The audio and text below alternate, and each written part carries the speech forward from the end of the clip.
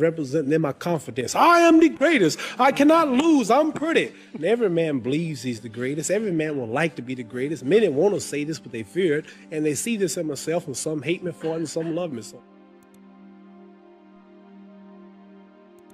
Do you have a bodyguard? No. You don't? I got one bodyguard.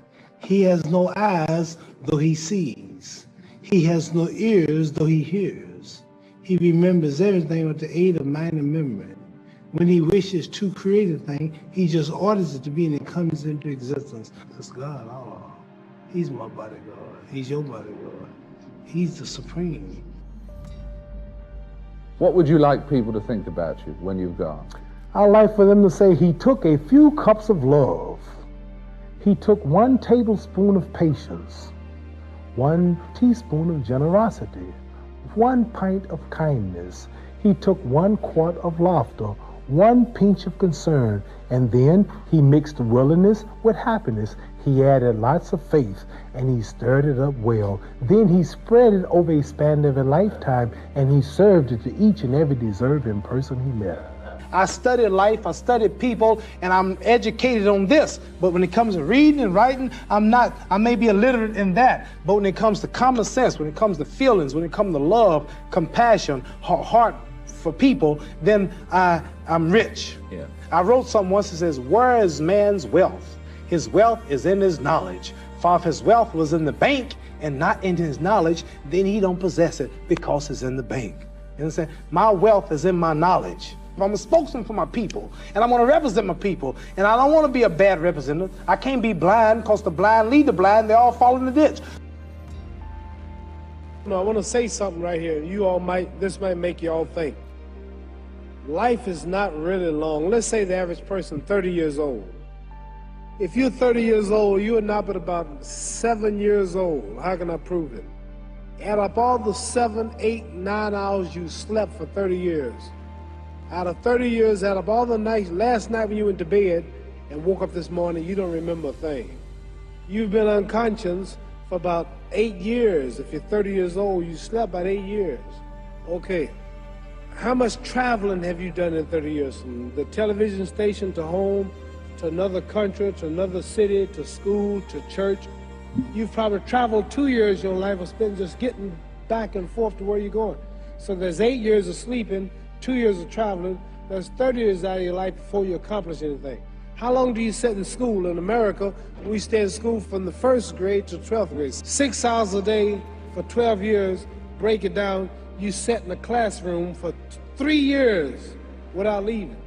Okay, 2 years of traveling, 8 years of sleeping, 3 years of school. How many movies have you went to? How many wrestling matches? How much entertainment?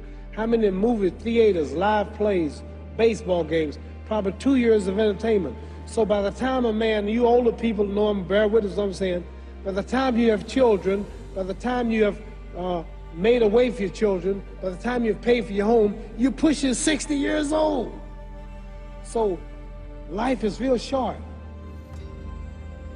See, Ali, that's the only thing about Ali. When you were watching Ali get beaten up as an old man, even as was a young kid, he's not going to quit. You got to kill him. He won't quit. Even he was getting beat up every round, getting kicked out of my lab at home. And it's a champ. No, come on, let me out. Come on out. They wouldn't stop. He would have to stay up there and take the beating like a man. He wouldn't quit. And the way I respect a guy like that so much, I have so much admiration for a guy like that so much, but it's just not right to be that way as a human being. Just say it's over. I come back and fight another day else. You got me, you know. And listen, I always like to think I'm a bad. I don't give a.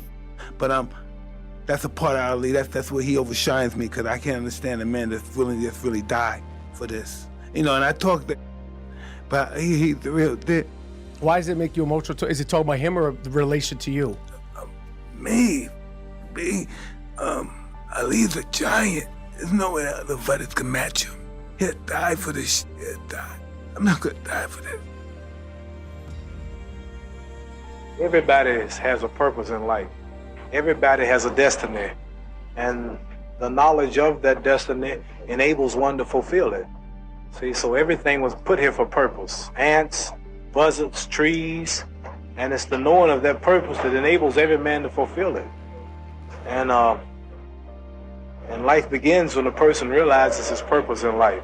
Very few people know how to go about finding what's the best purpose in their life that they should try to fulfill. And mine was just to be the world heavyweight champion. And then also not only being the champion, but keeping my dignity, my pride, and my manhood, not Uncle Tom, as they say, selling out my people just for the white man's dollar.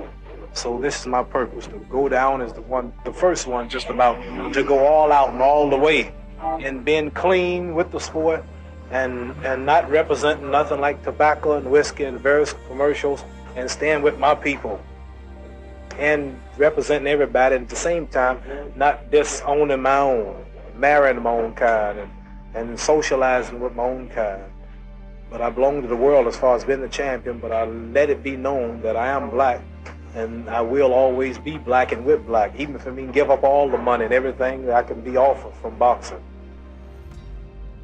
My head got big, and I started thinking it was my training camp and my boxing ability that kept me where I was at, and God punished me, and he gave me a good whooping. He broke my jaw in the second fight, and he got me whooped and knocked down in the Frazier fight, and I realized I wasn't that great after all. So I had to get not only together physically, but spiritually. For this fight, I prayed every day for 5 days, 5 times a day for the past 4 months, and everything is perfect.